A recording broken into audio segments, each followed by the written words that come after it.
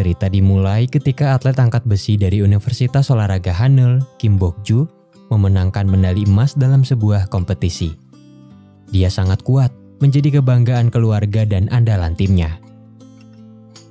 Di samping itu, atlet renang yang juga berkuliah di Universitas Hanul, Jun Hyung, gagal menyelesaikan perlombaannya karena sebuah trauma yang membuatnya kesulitan saat berenang dan akhirnya didiskualifikasi.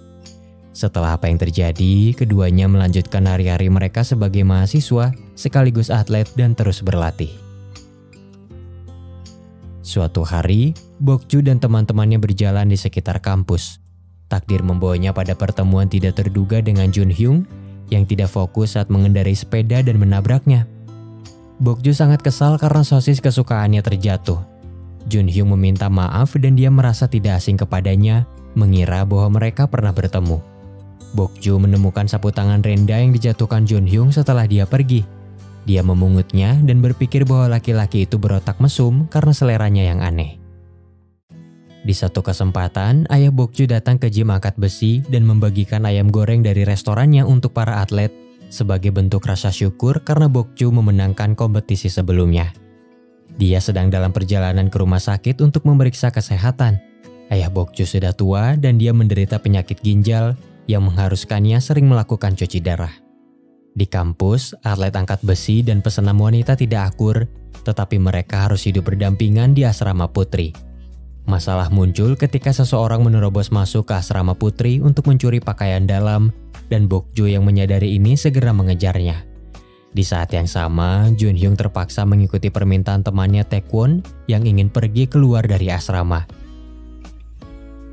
Dia melihat pencuri sebelumnya melarikan diri, tetapi Bok-ju malah menangkapnya karena mereka sama-sama mengenakan hoodie berwarna hitam. Jun Hyung tidak bisa melawan karena Bok-ju begitu kuat, sementara Taekwon yang menyebalkan pergi meninggalkannya. Bok-ju sangat yakin bahwa Jun Hyung adalah pelakunya dengan asumsi bahwa dia berotak mesum dan penemuan sapu tangan Renda miliknya tempo hari. Beruntung, dosen kampus mengenali Jun Hyung sebagai orang baik sehingga dia dibebaskan dan hanya mendapat hukuman karena menyelinap keluar asrama. Kejadian ini membuat Jun Hyung sangat kesal dan dia meminta sapu tangannya dikembalikan tapi Bok-ju menolak. Tidak lama dari itu, identitas pencuri yang sebenarnya terungkap dan Bok-ju merasa sangat bersalah kepada Jun Hyung. Dia segera mencarinya hingga ke kolam renang untuk meminta maaf dan mengembalikan sapu tangannya yang telah dicuci. Namun, itu justru membuat Jun Hyung semakin kesal karena sapu tangan tersebut menyimpan aroma dan kenangan yang sangat berarti baginya. Terjadi perdebatan di antara mereka sampai akhirnya Bok-ju tidak sengaja terjatuh ke kolam. Jun Hyung menghela napas, tapi dia tetap menolongnya dan menariknya ke sisi kolam yang dangkal. Momen romantis ini menumbuhkan ingatan masa lalu mereka yang ternyata pernah bertemu di masa kecil. Di tahun 2005, pada hari pekan olahraga sekolah, Bok-ju kecil dengan antusias mendukung kelasnya dalam perlombaan. Jun Hyung yang saat itu menjadi teman sekelasnya ikut dalam lomba, tapi dia melakukan kesalahan yang membuat kelasnya gugur. Sejak saat itu, dia terus diganggu oleh teman-teman sekolahnya, sampai akhirnya dia terjatuh dari lantai atas. Beruntung dia mendarat di pelukan Bok-ju yang saat itu bertubuh gempal dan sedang memakan roti. Bok-ju memuntahkan rotinya ke wajah Jun Hyung tapi mereka tertawa bersama dan menjadi teman baik. Sekarang Jun Hyung telah membalas kebaikan Bok-ju di masa lalu dan dia tidak lagi marah kepadanya. Sebaliknya dia terus menggodanya dan menyebutnya gembul, julukan masa kecilnya. Bagaimanapun Bok-ju senang bisa bertemu lagi dengannya, tapi dia merasa malu dengan semua kesalahpahaman yang terjadi. Segera setelahnya, Jun Hyung terus memanggil Bok-ju dengan julukan gembul setiap kali bertemu dengannya, dan dia sangat senang bisa menggodanya seperti itu. Jun Hyung pergi ke apotek milik bibi dan pamannya, tapi dia menganggap mereka seperti orang tuanya sendiri karena sudah merawatnya sedari kecil. Di rumah, dia mengembalikan sapu tangan Renda miliknya dengan hati-hati ke dalam laci dan terungkap bahwa itu milik ibu kandungnya. Setelah itu, Jun Hyung bertemu dengan sepupunya Jae, putra dari bibi dan paman yang telah merawatnya. Jae bisa merasakan bahwa Jun Hyung merindukan ibu kandungnya, tetapi dia pura-pura tegar dan menutupi kesedihannya. Di kampus, Jun Hyung bertemu dengan mantan pacarnya Si-ho. pesenam ritmik yang baru kembali dari seleksi timnas tapi dia tidak lolos. Jun Hyung menyambutnya dengan sikap dingin dan cuek. Dia seperti menahan rasa sakit di masa lalu dan mencoba menegaskan bahwa dia sudah melupakannya. Si-ho masih menyukai Jun Hyung dan keadaan ini membuat suasana hatinya memburuk sehingga dia tidak bisa fokus berlatih. Di rumah, Bok-ju menegur ayahnya yang punya kebiasaan memungut barang bekas di jalan. Kali ini dia mengambil meja rias milik seseorang yang sebenarnya masih digunakan. Bok-ju menggerutu dan membawa meja itu untuk dikembalikan. Di bawah hujan ketika Bok-ju menunggu penyeberangan, seorang pria tiba-tiba mengulurkan payung kepadanya agar tidak basah kuyup. Dan ternyata dia adalah Jae yang bersikeras ingin mengantarnya karena tidak tega membiarkan wanita membawa barang berat sendirian. Bok-ju terkejut karena ini pertama kalinya seseorang menganggapnya wanita. Selama ini dia sering dipandang sebelah mata karena postur tubuhnya yang menurut orang lain tidak ideal. Mengingat dia adalah atlet angkat besi. Perkataan Jae membuat jantungnya berdebar dan dia mulai menyukainya. Setelahnya, Jae membiarkan dirinya kebasahan dan memberikan payung miliknya kepada Bok-ju. Kembali ke asrama, Bok-ju terpaksa berbagi kamar dengan Si-ho karena ruangan yang terbatas dan hanya kamar miliknya yang tersisa. Bok-ju tampaknya tidak menyukai ini mengingat hubungannya dengan para pesenam tidak begitu baik. Suatu ketika, Bok-ju mengetahui bahwa Jae adalah dokter di sebuah klinik berat badan. Bok-ju sangat senang ketika Jae masih mengenalnya. Dia ingin mengikuti program penurunan berat badan di klinik Jae bukan hanya karena ingin terus bertemu dengannya, tapi dia ingin merubah bentuk tubuhnya agar bisa terlihat lebih feminim.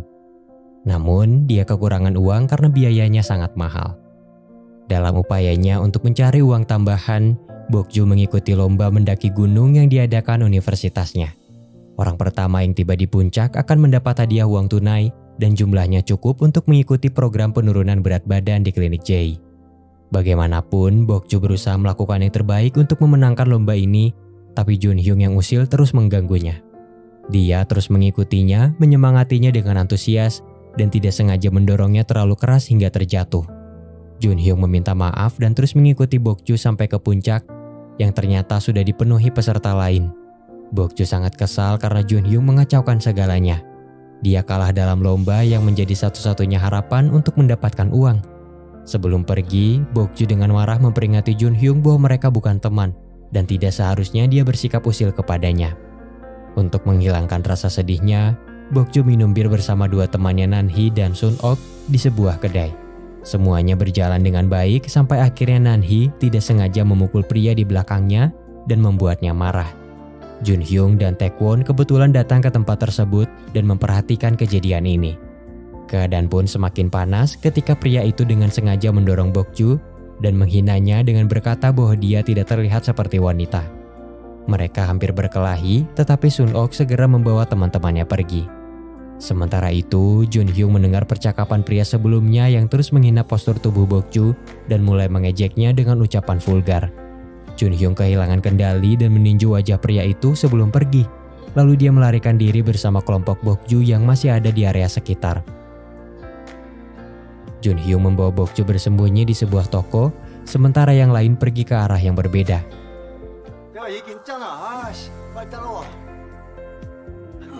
Keduanya saling berdekatan dan menjadi canggung untuk sesaat sebelum akhirnya pergi setelah keadaan mulai membaik. Mereka berdua menikmati pemandangan kota di tengah malam. Bok-ju menduga bahwa Jun Hyung terlibat dengan para pria itu karena membelanya, tapi dia mengelak dan terus bercanda. Bagaimanapun, Bok-ju sangat berterima kasih kepadanya, dan ini menjadi titik awal mereka bisa berteman dengan baik.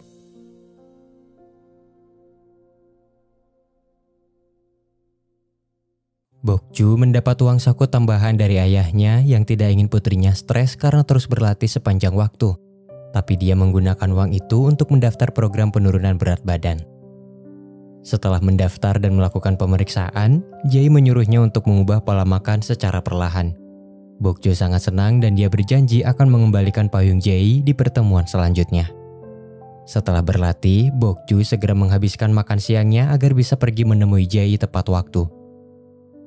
Bok-ju mengembalikan payung milik Jae Dan dia sangat senang saat pujaan hatinya itu memperhatikan jepit rambutnya dan mengatakan itu cantik.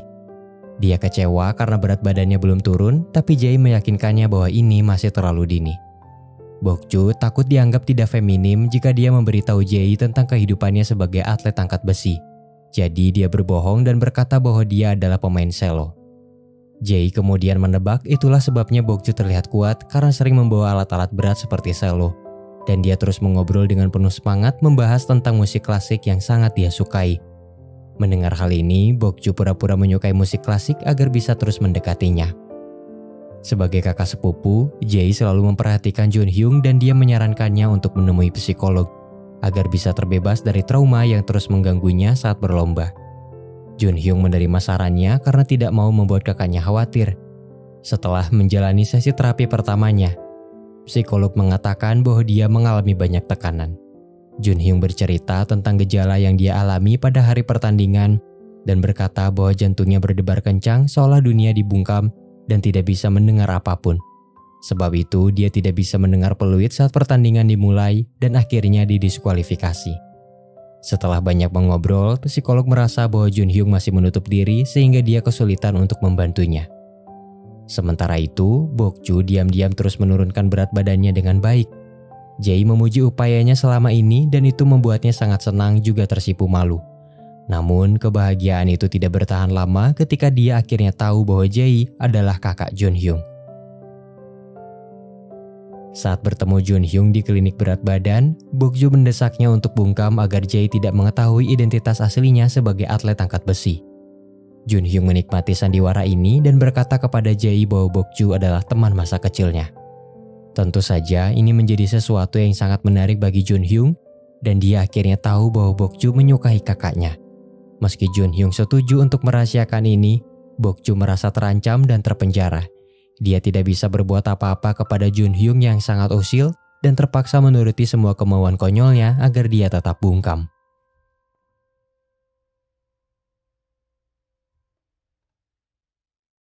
Semua upaya Bokju untuk terus menurunkan berat badan membuat teman-temannya mulai curiga. Sementara itu, Junhyung terus berlatih dan mencoba melawan traumanya. Suatu hari, Junhyung mengetahui alasan sebenarnya kenapa Bokju selalu memintanya untuk bungkam. Dia tidak pernah menyangka bahwa Bokju lebih takut jika Jae mengetahui perasaannya daripada program dietnya terungkap di antara teman-temannya. Bokju mengungkapkan bahwa dia hanya ingin menyukai Jae secara diam-diam dan bahkan tidak terlalu berharap bisa dicintai olehnya karena masih menyadari batasannya.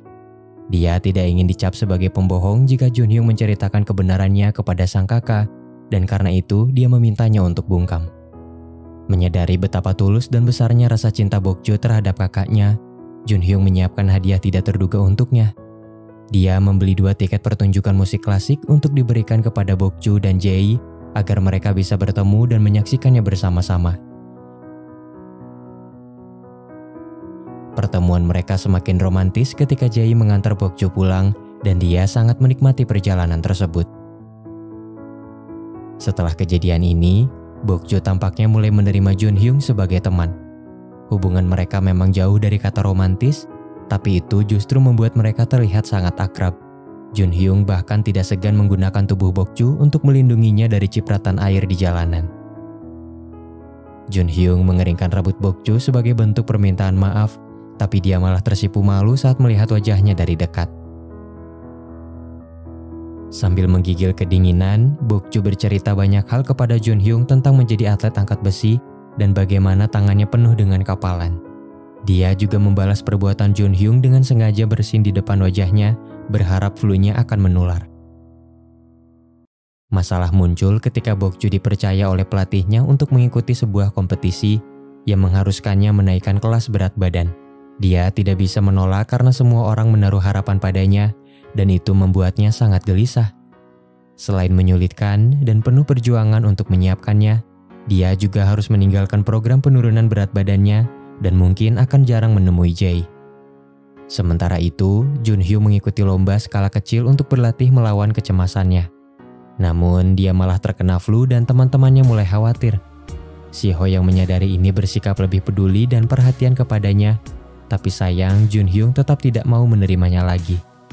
Di samping itu, bertambahnya berat badan Bokju membuat Jae bingung, sehingga dia mulai menyarankan beberapa alternatif untuk mengatasinya.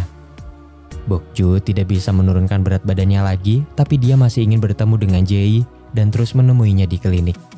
Perjalanan cintanya semakin rumit ketika Nanhee tidak sengaja mengetahui bahwa Bokju selalu datang ke klinik berat badan.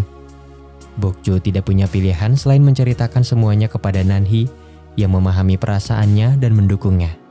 Namun, mereka berdua belum siap untuk menceritakannya kepada Sun-ok. Jun-hyung menemui psikolognya untuk menceritakan kisah masa lalu. Ayahnya meninggal saat dia masih kecil. Menginjak usia 10 tahun, ibunya pergi ke Kanada untuk menikah lagi, dan sejak saat itu dia tinggal bersama orang tua Jae. Dia selalu merasa kesepian dan mulai menyukai air saat ikut berenang dengan kakaknya. Di dalam air membuatnya merasa seperti berada di pelukan ibunya, dan karena itu dia menjadi atlet renang. Ibu Jun-hyung selalu mengirimkan hadiah dan kartu pos saat Natal untuk putranya agar tidak merasa ditinggalkan. Namun, di suatu hari, setelah bertahun-tahun lamanya, Jun-hyung menyadari bahwa tulisan ibunya perlahan berubah dan semua hadiah beserta kartu pos setelahnya berasal dari orang tua Jae. Di saat itulah dia mulai mengalami kesulitan saat berenang. Psikolognya menduga bahwa penemuan itu membuat Jun-hyung sangat terkejut dan merasa kehilangan, sehingga bukan hal yang mustahil jika itu mengganggu sistem pendengarannya. Karena itulah dia tidak bisa mendengar peluit tanda pertandingan dimulai. Hari pertandingan Jun-hyung tiba, tapi dia malah mendapat umpatan dari Bokju yang sedang kesal. Belakangan, Bokju mendengar cerita dari Jae bahwa Jun-hyung sedang flu, tapi dia memaksakan diri untuk berlomba. Bokju yang merasa bersalah memeriksa hasil perlombaan Jun-hyung di internet dan mengetahui bahwa dia tidak masuk 3 besar. Malam harinya, Bokju menemui Jun-hyung dan memberinya origami kodok. Dia benar-benar melakukan sesuatu yang berbeda untuk menghiburnya dan ternyata itu berhasil. Pada malam itu, mereka berdua pergi jalan-jalan untuk mencari udara segar. Setelah banyak mengobrol, Bokju mengetahui alasan kenapa Jun-hyung suka berenang. Dia juga mengetahui masalah traumanya dari Jae dan mendoakan yang terbaik untuknya. Keduanya memang suka bertengkar, tapi di balik itu mereka saling mendukung dan peduli terhadap satu sama lain. Keesokan harinya, Bokju menghadapi pelatih dan ayahnya dengan penuh ketegangan. Mereka tidak sengaja menemukan jurnal penurunan berat badannya dan meminta penjelasan darinya tentang masalah ini. Ayah Bokju adalah mantan atlet angkat besi, sehingga dia sangat memahami bahwa menjaga berat badan menjadi sesuatu yang sangat penting. Mengetahui putrinya diam-diam datang ke klinik berat badan membuatnya sangat sedih dan kecewa. Pelatih membawa Bokju ke kampus dan terpaksa menghukumnya karena dia tidak mau menceritakan alasan sebenarnya kenapa dia datang ke klinik berat badan. Masalah semakin rumit ketika Bokju bolos latihan karena dia ingin menyiapkan hadiah ulang tahun sekaligus perpisahannya untuk Jae. Setelah menyerahkan hadiah tersebut dengan perasaan sedih dan kembali ke kampus, pelatih Choi menyambutnya dengan amarah dan hampir menghukumnya lagi. Tetapi Nanhee segera menceritakan apa yang sebenarnya terjadi. Sun-ok mendengar pengakuan tersebut dari kejauhan dan dia merasa kecewa karena tidak diberitahu tentang masalah ini. Sebagai wanita, pelatih Choi memahami perasaan Bokju dan tidak menyalahkannya. Namun, sebagai orang dewasa, dia memberinya sebuah nasihat. Pelatih Choi percaya bahwa suatu saat nanti, Bokju akan menemukan pria yang akan mencintainya apa adanya, dan pria itulah yang harus dia kencani agar bisa hidup bahagia, tanpa harus berbohong dan bersandiwara lagi.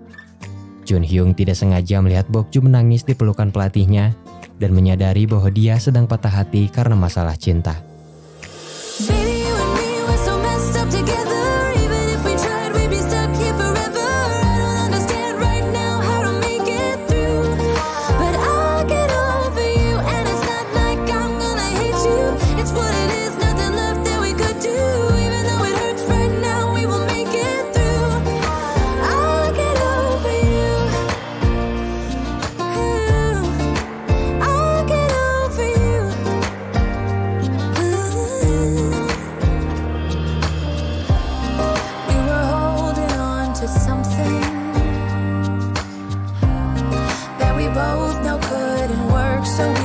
Try to say goodbye.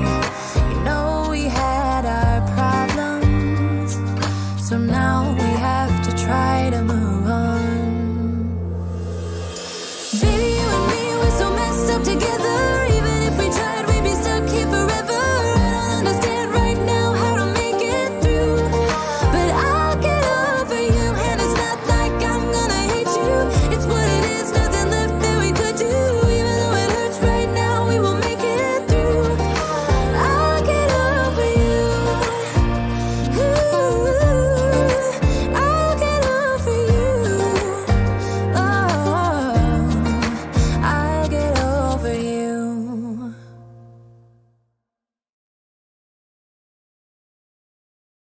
Setelah apa yang terjadi, Junhyung mencoba berbagai macam cara untuk menghibur Bokju.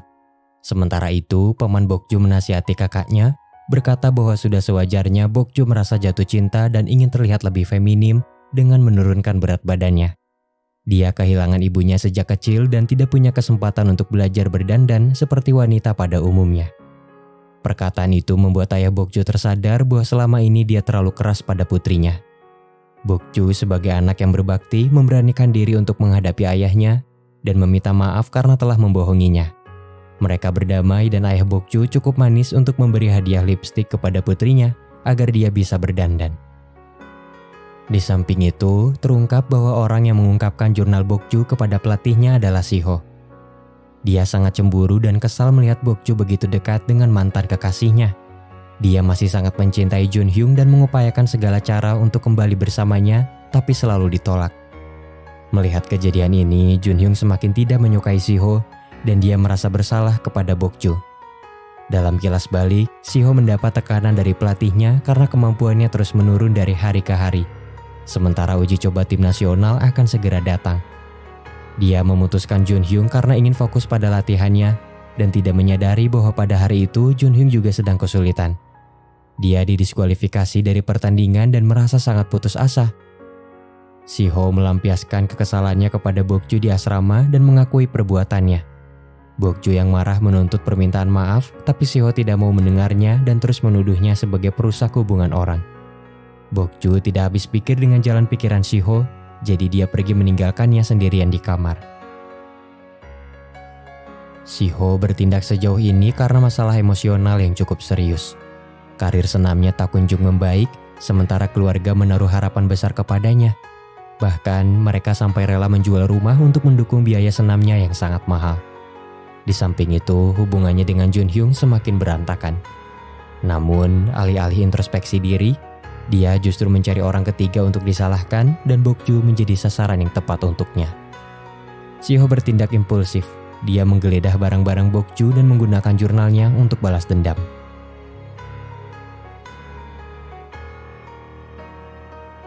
Junhyung memanggil Bokju ke atap untuk meminta maaf kepadanya atas apa yang dilakukan Siho. Tidak lama dari itu, penjaga asrama datang memeriksa atap dan mendorong mereka untuk bersembunyi sambil berpelukan. Junhyung menikmati momen itu sambil menunjukkan bintang di atas langit kepada Bokju dan mengaku kedinginan sebagai alasan untuk memeluknya lebih erat. Junhyung harus bisa mengatasi traumanya sesegera mungkin, tapi dia belum menemukan solusi. Psikolognya bertanya apakah Junhyung pernah mencoba mencari ibu kandungnya. Menurut Junhyung, ibunya pasti punya alasan untuk pergi dan dia merasa tidak enak kepada orang tua angkatnya jika pergi mencari ibunya saat ini. Karena mungkin itu akan mengkhianati perasaan mereka yang sudah merawatnya sedari kecil. Psikolog memahami alasannya dan fakta bahwa Junhyung menganggap semuanya baik-baik saja. Tapi tidak ada salahnya bagi dia untuk mencari ibunya karena mungkin dia akan merasa jauh lebih baik jika sudah bertemu dengannya dan emosinya bisa tersalurkan. Sementara itu, Bokju meminta maaf kepada Sun-ok karena tidak menceritakan masalahnya yang membuatnya merasa tidak dianggap sebagai teman. Bokju hanya merasa malu jika harus menceritakan kisah cintanya yang rumit dan tidak biasa, dan karena itu dia merahasiakannya. Sun-ok merasa bahwa dia akan memaklumi apapun yang dia lakukan karena itulah gunanya teman. Setelah memahami perasaan satu sama lain, keduanya berdamai dan menangis bersama di atap asrama. Latihan intensif Bokju dimulai dan dia harus berlatih lebih keras. Di tengah semua itu, Bokju mendapat panggilan dari Jae yang khawatir karena dia tidak pernah datang ke kliniknya lagi. Bokju terpaksa berbohong berkata bahwa dia akan pergi berkuliah di Jerman dan Jae berkata bahwa dia seperti kehilangan seorang teman, tapi dia tetap mendukungnya. Bokju menutup telepon dan menahan air matanya, tapi luka di hatinya terlalu sulit untuk ditangani dan dia menangis terseduh-seduh. Setelah menceritakan masalahnya kepada Junhyung, Bokju merasa lebih baik dan dia menerima ajakannya untuk pergi bermain. Sebagai dokter, Jae sangat sibuk dan dia tidak punya banyak teman. Salah satu kenalan yang cukup dekat dengannya adalah Ayong, teman satu sekolah sekaligus dokter di kampus Junhyung. Di satu kesempatan, Jae pergi menemui Ayong di kampus dan melalui kejadian inilah dia tidak sengaja bertemu dengan Bokju. Junhyung mencoba menutupi kebenarannya, tapi Bokju mengakui semuanya kepada Jae, berkata bahwa sebenarnya dia atlet angkat besi dan berbohong soal bermain selo, juga tentang berkuliah di luar negeri. Junhyung menjelaskan situasinya kepada Jae tapi tidak tentang perasaan Bokju terhadapnya. Junhyung sangat kesal karena kakaknya sangat tidak peka, tapi dia hanya bisa menghela napas dan memakluminya. Setelah apa yang terjadi, Bokju menghabiskan malamnya dengan menarik ban di sekitar lintasan lari dan berpikir tentang bagaimana kebohongan menghasilkan lebih banyak kebohongan, dan itu membuatnya malu pada dirinya sendiri. Bokju merasa sangat lega setelah tahu bahwa Junhyung merahasiakan perasaannya terhadap Jae, tapi itu belum cukup untuk mengembalikan suasana hatinya.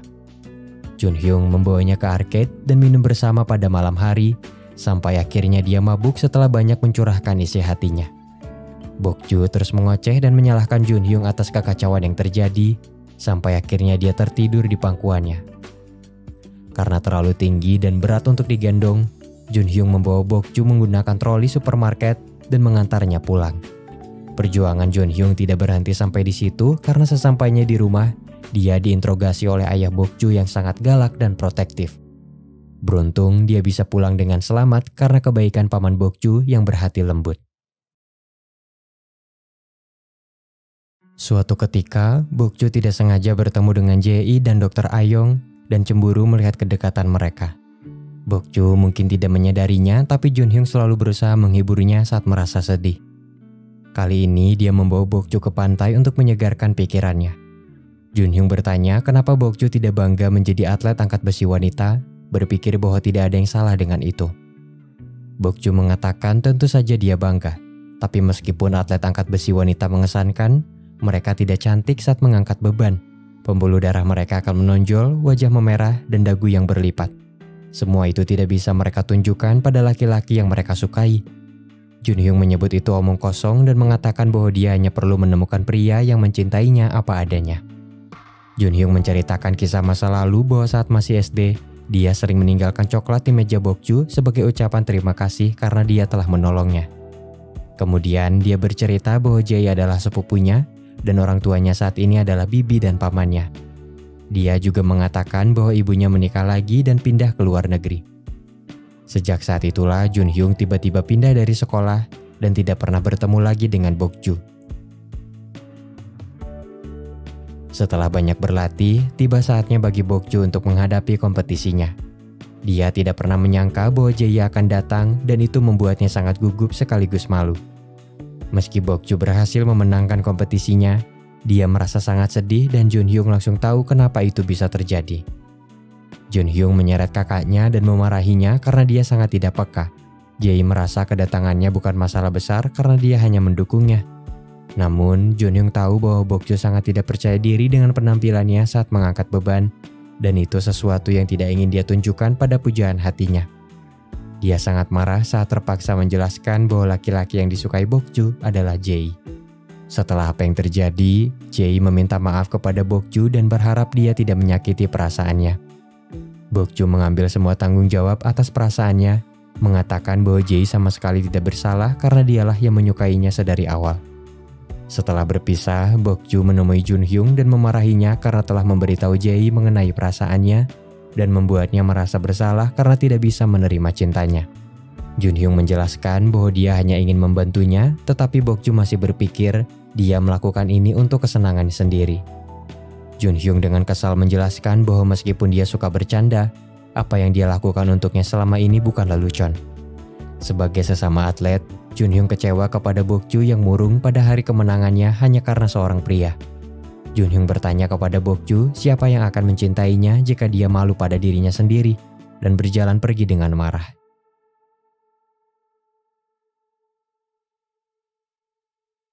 Setelah apa yang terjadi, Junhyung mengutarakan keresahannya kepada Jae. Junhyung tahu bahwa permintaan maaf Jae untuk Bokju benar-benar tulus, tapi itu membuat Bokju semakin terpuruk. Junhyung tahu bahwa kakaknya sangat baik, tapi karena sikap terlalu baik itulah seseorang bisa tersakiti. Junhyung bercerita bahwa awalnya dia merasa sangat beruntung punya kakak yang tidak pernah memarahinya, tapi lambat laun itu membuatnya sedih. Junhyung berpikir bahwa Jae tidak pernah memarahinya karena dia anak angkat yang malang dan harus dijaga. Dia selalu berharap Jae akan marah kepadanya, berkelahi dengannya, dan memukulinya seperti saudara pada umumnya. Pada malam itu, Junhyung pergi tanpa memberi Jae kesempatan untuk mengatakan apapun. Di satu kesempatan, Jae dan Junhyung bermain baseball untuk mengisi waktu luang. Ketika Junhyung melempar bolanya terlalu keras dan hampir mengenai wajah kakaknya, Jae tiba-tiba marah dan membuat Junhyung sangat terkejut. Jae tersenyum lebar dan bertanya apakah dia sudah terlihat seperti kakak pada umumnya. Kemudian mereka duduk untuk berbicara, dan Jae mengatakan bahwa dia tidak pernah menyangka jika sikap baiknya justru menciptakan jarak di antara mereka. Junhyung mengakui bahwa dia terlalu sensitif dan mereka berdua meminta maaf. Masalah muncul ketika pelatih Choi tiba-tiba dipecat karena kedapatan menggunakan anggaran untuk keperluan pribadi. Bokju tidak percaya bahwa pelatih kesayangannya itu melakukan korupsi dan dia sangat sedih. Keadaan semakin buruk ketika Bokju kehilangan semangat berlatih. Dia belum siap kehilangan sosok pelatih Choi yang sudah banyak membantu dan berjasa dalam karirnya. Saat dia tiba-tiba menghilang, semua orang mencarinya dengan panik, terutama Junhyung yang sangat mengkhawatirkannya. Beruntung dia bisa segera menemukannya dan memarahinya karena menghilang tanpa kabar. Namun amarahnya berkurang ketika Bokju menangis dan dia segera memeluknya.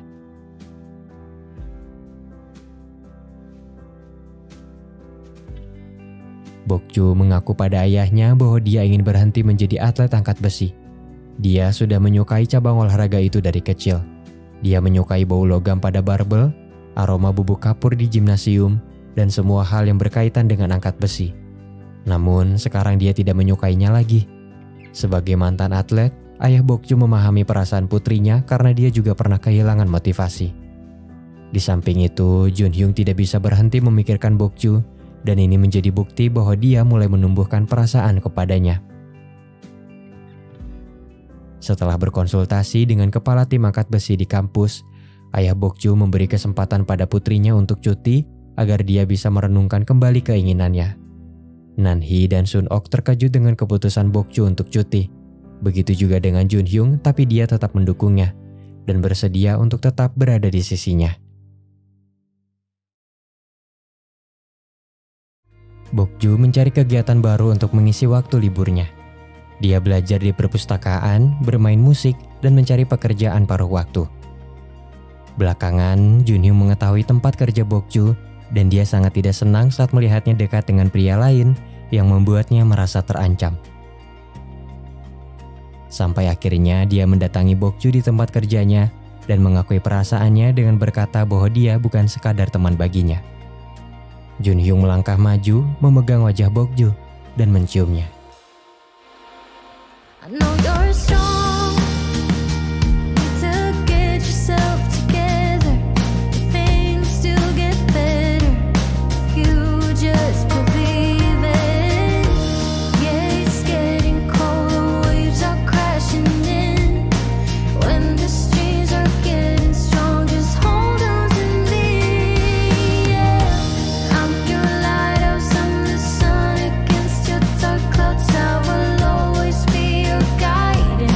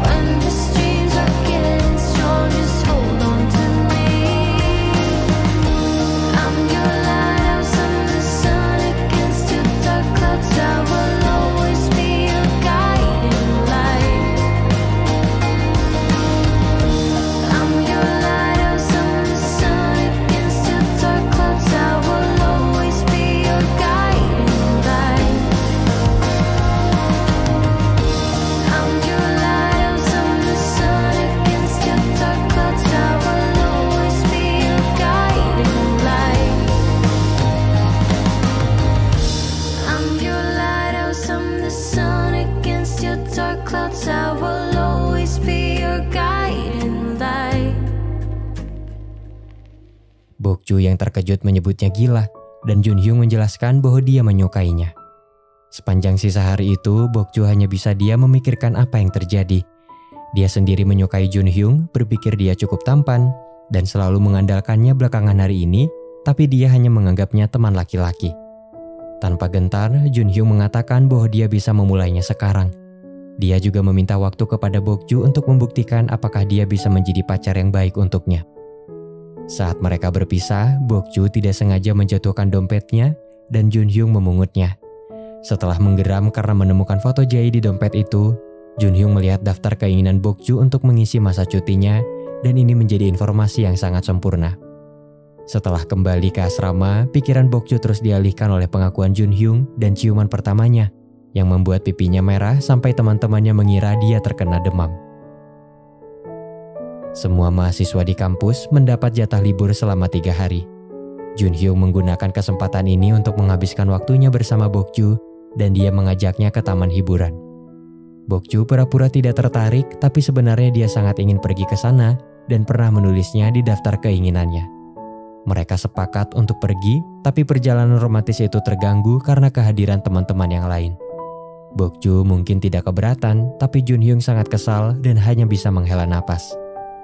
Setelah mencoba beberapa wahana, Junhyung pergi membeli camilan dan dia mengingat keinginan Bokju untuk berbagi minuman dengan 2 sedotan bersama pacarnya. Junhyung mengabulkan itu dan saat Bokju membungkuk untuk meminumnya, dia juga merunduk dan mereka saling bertatapan. Jantung Bokju berdebar tapi dia pura-pura tidak merasakannya. Malam harinya ketika pertunjukan kembang api dimulai, Junhyung memanfaatkan momen tersebut untuk memenuhi keinginan Bokju yang lain, yaitu memegang tangannya dan memasukkannya ke dalam jaketnya. Bokju tertegun dan jantungnya semakin berdegup kencang. Dia melihat Junhyung dengan tatapan penuh cinta dan tidak bisa mengalihkan pandangannya. Semua orang kembali ke asrama setelah liburan. Bokju mendapat kabar dari Nanhee bahwa Sun-ok belum kembali dan dia khawatir. Bokju pergi menemui Sun-ok di motel orang tuanya. Dia belum bisa kembali karena harus membantu orang tuanya mengelola tempat tersebut. Sun-ok bercerita bahwa orang tuanya ingin dia berhenti kuliah karena menjadi atlet angkat besi tidak menghasilkan banyak uang. Selain itu, dia merasa kemampuannya biasa-biasa saja. Di sisi lain, Junhyung sibuk menyiapkan keinginan Bokju yang lain, yaitu menerima buket 100 mawar dari pacarnya. Dalam perjalanan pulang, Bokju memikirkan tentang bagaimana Sun-ok mengatakan bahwa dia menyukai angkat besi dan iri kepada Bokju yang punya bakat dan ayah yang mendukungnya. Bokju mengingat kembali masa latihannya di masa lalu saat dia pertama kali menguasai sebuah teknik dan merasa sangat senang. Masalah muncul ketika Bokju menerima telepon dari rumah sakit mengenai kabar ayahnya yang pingsan. Dia tampak begitu panik saat tiba di stasiun dan Junhyung yang ada di sana berusaha menenangkannya dan mengantarnya ke rumah sakit. Syukurlah meskipun Bokju begitu panik, ayahnya dalam kondisi stabil dan akan segera pulih. Junhyung dengan sigap membeli barang-barang yang mungkin diperlukan ayah Bokju. Dengan begitu, Bokju tidak perlu repot menyiapkannya lagi. Tidak sampai di situ, dia bahkan pergi ke rumah Bokju untuk membuat tulisan bahwa restoran ayam mereka tutup untuk sementara. Bokju pulang ke rumah dan menyadari bahwa Junhyung telah banyak membantunya dan dia sangat bersyukur. Kemudian, dia pergi menyiapkan pakaian ayahnya untuk dibawa ke rumah sakit dan tidak sengaja menemukan banyak polis asuransi atas nama dirinya. Bokju mulai menangis terutama ketika dia melihat lubang di pakaian ayahnya, bertanya-tanya kenapa dia menghabiskan seluruh uangnya untuk asuransi dan bukan untuk keperluannya sendiri. Bokju menelepon ayahnya yang masih terjaga meski sudah larut malam. Bokju mengatakan dengan suara goyah bahwa dia menyesal karena telah membuatnya khawatir saat ingin berhenti menjadi atlet angkat besi. Ayahnya berkata bahwa dia lebih menyesal karena menyuruhnya menjadi atlet angkat besi, mengubah rumah mereka jadi restoran ayam dan harus mengasuhnya tanpa ibu. Bokju menangis berkata bahwa itu bukan salahnya, tapi dia tetap meminta maaf. Keesokan harinya, Bokju mengejutkan semua orang ketika dia akhirnya kembali ke kampus untuk pelatihan musim dingin. Dia tidak ingin mengecewakan ayahnya lagi dan ingin membuatnya bangga. Bokju dengan semangat memberitahu Junhyung bahwa dia kembali ke kampus. Jun Hyung sangat senang, tapi yang membuatnya lebih bahagia adalah fakta bahwa Bok-ju sudah menerima perasaan cintanya. Jun Hyung tidak bisa menahan dirinya untuk mencium Bok-ju, dan untuk pertama kalinya Bok-ju membalas ciuman tersebut dengan bahagia. Jun Hyung dan Bok-ju menyembunyikan status mereka sebagai sepasang kekasih, dan hubungan mereka berjalan dengan lancar. Kabar buruk datang dari Si-ho yang ditemukan pingsan di kamarnya lalu dilarikan ke rumah sakit. Jun Hyung menjenguknya atas dasar kemanusiaan, karena mau bagaimanapun dia pernah dekat dengannya. Bok-ju tidak keberatan dan bahkan ikut mencemaskan kondisi Si-ho sebagai teman satu kamarnya. Si-ho sudah belajar merelakan Jun Hyung dan bahkan mencoba untuk membuka hatinya pada orang baru. Namun, tidak lama dari itu dia mendapat kabar bahwa orang tuanya akan bercerai dan itu sangat membebani pikirannya sehingga dia jatuh sakit.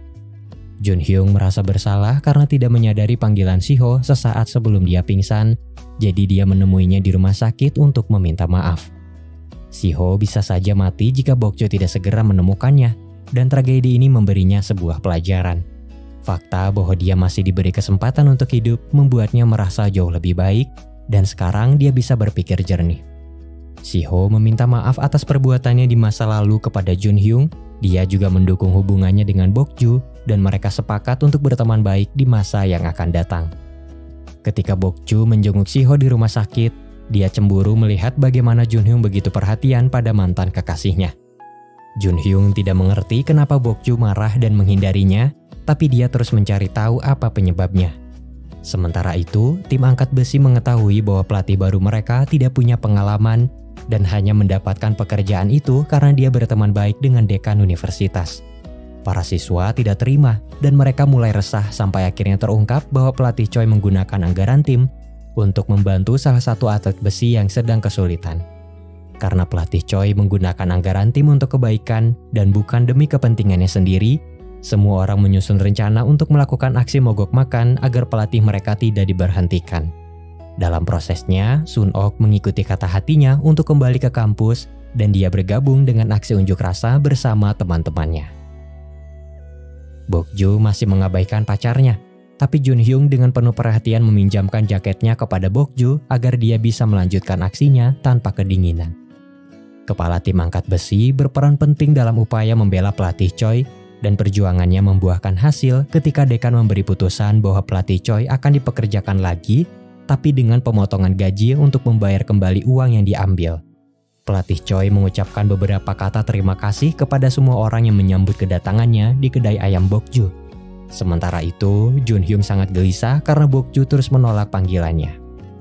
Setelah pesta, Bok-ju mengembalikan jaket milik Jun Hyung sambil mengutarakan semua keresahannya.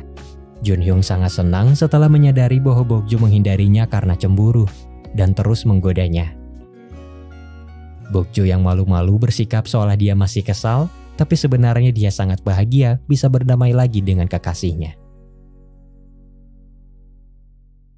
Suatu hari, acara makan malam Jae dengan beberapa teman sekolahnya tidak berjalan dengan baik. Jae bertemu dengan cinta pertamanya yang membuatnya tidak nyaman.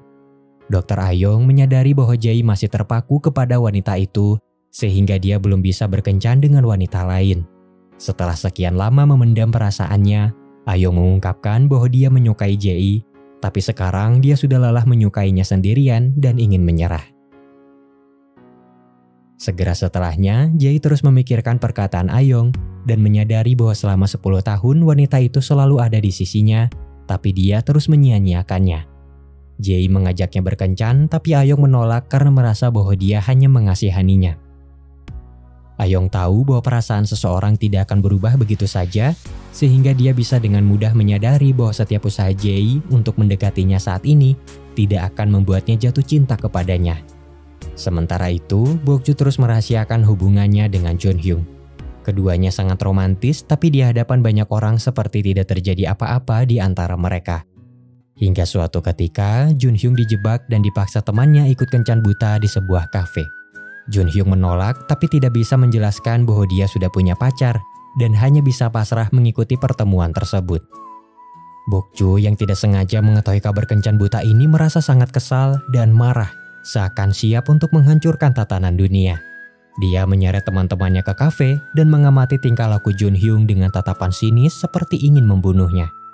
Jun Hyung benar-benar tidak menyadari bencana ini, sampai akhirnya dia mendapat pesan mengerikan dari Bokju yang sudah siap untuk melenyapkannya. Keadaan semakin mencekam ketika salah satu gadis merayu Jun Hyung dan menyentuh bahunya yang lebar. Di saat itulah Bokju kehilangan kesabarannya dan dengan marah menjelaskan bahwa Jun Hyung adalah pacarnya, membuat teman-temannya sangat terkejut. Setelah pengakuan ini, Bokju dan Jun Hyung mentraktir teman-temannya daging sebagai bentuk permintaan maaf karena telah membohongi mereka. Pada hari kompetisi Siho, Bokju membawanya ke air mancur dan melemparkan koin ke dalamnya, lalu menyuruh Siho untuk membuat permohonan. Bokju menjelaskan bahwa dia selalu melakukan ini sebelum kompetisi. Alih-alih memohon untuk kemenangan, Siho ingin dia tampil tanpa penyesalan. Keduanya sudah saling melupakan masa lalu dan mereka terlihat seperti teman lama yang sudah akrab. Siho melakukan yang terbaik untuk kompetisinya, tapi dia menyadari bahwa juri dan pelatihnya berbuat curang. Siho memikirkan semua yang dia lalui untuk bisa sampai di titik ini. Mulai dari rasa sakit fisik dan emosional, keretakan dalam keluarganya, semuanya terlintas di benaknya saat dia menari. Semua perjuangan itu akan sia-sia jika pada akhirnya dia menang karena pelatih menyuap juri dan bukan karena usahanya sendiri. Ketika Siho mencapai puncak dalam penampilannya, dia membiarkan dirinya tereliminasi. Dan itu membuktikan bahwa dia adalah wanita berjiwa besar yang tidak mau menang secara tidak adil. Bagaimanapun, Siho mendapatkan keinginannya untuk tampil tanpa penyesalan. Suatu hari, paman dan bibi Jun Hyung dikejutkan dengan kehadiran seorang wanita yang telah lama pergi selama bertahun-tahun. Dia adalah ibu Jun Hyung yang tampak sangat menyesal karena tidak pernah menghubungi mereka selama ini. Keesokan harinya, Bokju dihentikan oleh ibu Jun Hyung yang menanyakan di mana letak gedung renang. Bokju membawanya ke sana tapi tidak menyadari identitas wanita itu. Setelah lama berpisah, Jun Hyung akhirnya bertemu dengan sang ibu yang sangat dia rindukan. Wajahnya berkerut seperti anak kecil dan ibunya mengatakan bahwa dia tumbuh lebih baik dari yang diharapkannya. Mereka berdua pergi ke kafe dan di tengah suasana yang canggung, ibu Jun Hyung memberikan sepasang sepatu untuk putranya. Dan malamnya dia bergabung untuk makan malam bersama semua orang dalam keluarga. Sebelum pergi, ibu Jun Hyung bertanya apakah putranya itu ingin datang ke hotelnya besok sehingga dia bisa membuatkannya makanan. Jun Hyung setuju dan dia sangat bahagia. Namun, keesokan harinya dia tidak sengaja mendengar kabar mengejutkan dari bibi, paman, dan Jae yang sepakat untuk memberi ibu Jun Hyung sejumlah uang. Ternyata ibu Jun Hyung pulang ke Korea karena membutuhkan uang untuk anaknya yang sedang sakit, dan itu sangat melukai perasaan Jun Hyung. Satu hal yang membuatnya sangat kecewa kepada ibunya adalah fakta bahwa dia tidak pernah menghubunginya, tapi sekarang dia datang karena membutuhkan sesuatu. Sementara Jun Hyung bersedih, Bokju mendapat kabar mengejutkan bahwa dia terpilih masuk tim nasional. Semua orang bangga kepadanya dan dia juga akan diwawancarai dalam waktu dekat. Bokju ingin menceritakan ini kepada Jun Hyung tapi dia tidak bisa menghubunginya, sampai akhirnya dia mendengar apa yang terjadi kepadanya dari Jae. Sementara itu, Jun Hyung pergi ke pantai. Tapi alih-alih membaik, dia justru semakin kesal karena sepatu pemberian ibunya terlalu sempit dan membuat kakinya terluka. Bokju terganggu ketika tiba waktunya untuk wawancara. Dia menceritakan kemerosotannya dan bagaimana dia bisa mengatasinya dengan bantuan orang-orang terdekatnya. Di saat itulah Bokju mencemaskan Jun Hyung dan berpikir bahwa dia juga membutuhkan bantuannya saat ini dan segera mengakhiri sesi wawancara untuk mencari keberadaan Jun Hyung. Hari sudah gelap saat Bokju kembali ke kampus dan dia menemukan Jun Hyung sedang berendam di kolam renang. Bokju masuk ke kolam untuk meraihnya dan Jun Hyung terlihat sangat sedih saat menceritakan masalahnya. Bokju memeluknya dan mencoba memahami perasaannya.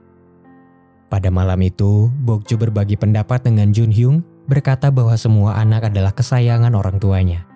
Menurutnya, ibu Jun Hyung juga menyayanginya sebagai anak, tapi kondisinya berbeda karena anaknya yang lain sedang sakit, sehingga dia harus menolongnya terlebih dahulu, dan bukan berarti dia tidak menyayanginya. Satu hal yang lebih penting, Jun Hyung sekarang punya paman dan bibi yang jauh lebih menyayanginya. Kata-kata ini membuat Jun Hyung tersadar bahwa meskipun dia ditinggal oleh ibunya, dia masih punya bibi dan paman yang senantiasa merawatnya dengan penuh kasih sayang. Junhyung meminta maaf kepada bibinya karena telah membuatnya khawatir, lalu dia pergi menemui ibunya sesaat sebelum kembali ke Kanada. Dia dengan tulus mengucapkan terima kasih kepadanya karena telah melahirkannya. Dia juga mengembalikan sapu tangan milik ibunya yang melambangkan bahwa dia sudah bisa mandiri dan bisa merelakan kepergiannya. Setelah melihat foto saudari perempuannya, Junhyung meminta ibunya untuk membawanya berkunjung ketika dia sehat dan menunjukkan foto Bokju. Ibu Junhyung mengenali Bokju saat melihatnya di kampus, dan dia sangat bersyukur karena putranya memiliki pacar yang tidak hanya cantik, tapi juga baik hati.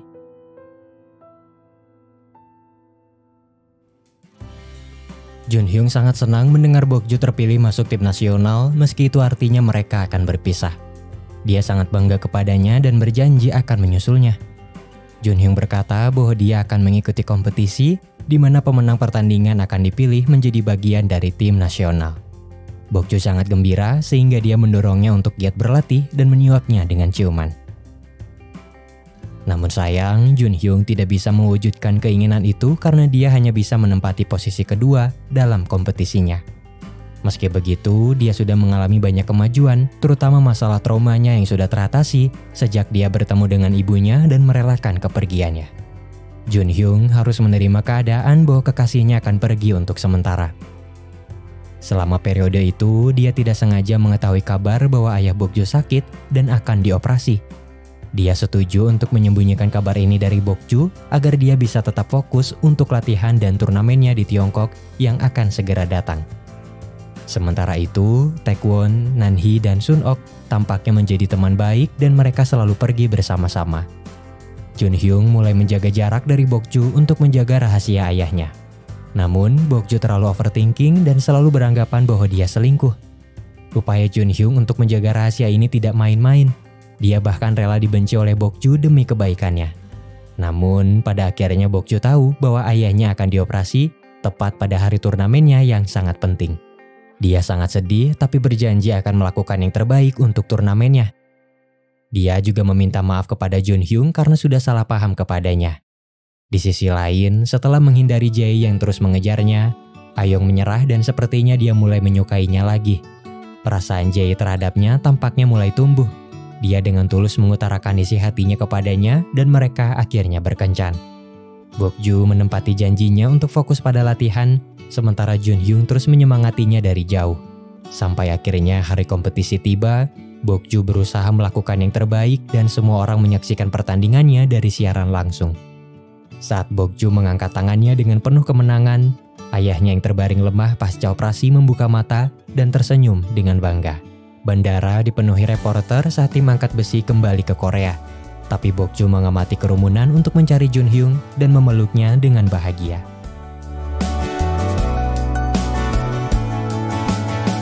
I've been everywhere, I've seen so many things. I've loved and I have lost, I felt the fire sting. I've died 100 times, but my heart is moving still. That is the journey that we're on, and to that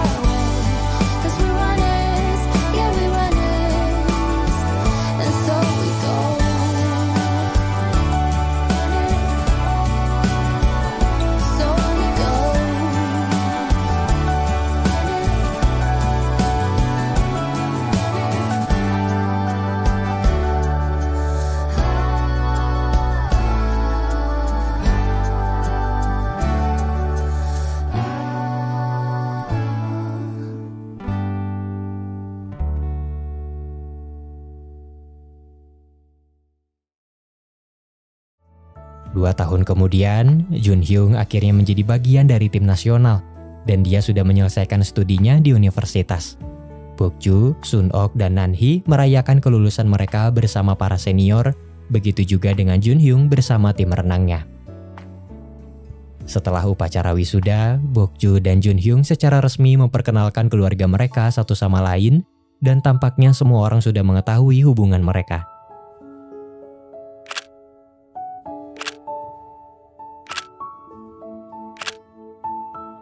Setelah berfoto bersama teman-teman, Bokju dan Junhyung berjalan-jalan di sekitar kampus untuk yang terakhir kalinya. Cerita berakhir ketika Junhyung membahas rencana masa depan dan pernikahannya dengan Bokju. Mereka berbagi momen romantis di tengah lapang, saling berpelukan dan berciuman ketika matahari mulai terbenam. Orang bilang berbohong untuk kebaikan tidak salah dan terkadang itu memang pilihan yang baik. Tapi ingatlah bahwa kebenaran selalu menemukan jalannya sendiri. Berbohong demi cinta adalah perbuatan yang sia-sia. Cintailah diri sendiri dan menjadi apa adanya, karena cinta sejati selalu menerima kekurangan. Karena kebaikan bisa mengundang kesalahpahaman, maka jadilah orang baik yang tidak memberi harapan dan bisa membatasi diri. Teman sejati itu seperti bintang. Kamu tidak selalu melihat mereka, tapi kamu tahu mereka selalu ada di sana. Teman terbaik adalah mereka yang bisa memberi kebebasan dan menerima kita saat menjadi diri sendiri. Dan teman yang sempurna adalah mereka yang punya telinga untuk saling mendengar, tangan untuk saling menolong, dan hati untuk saling memahami.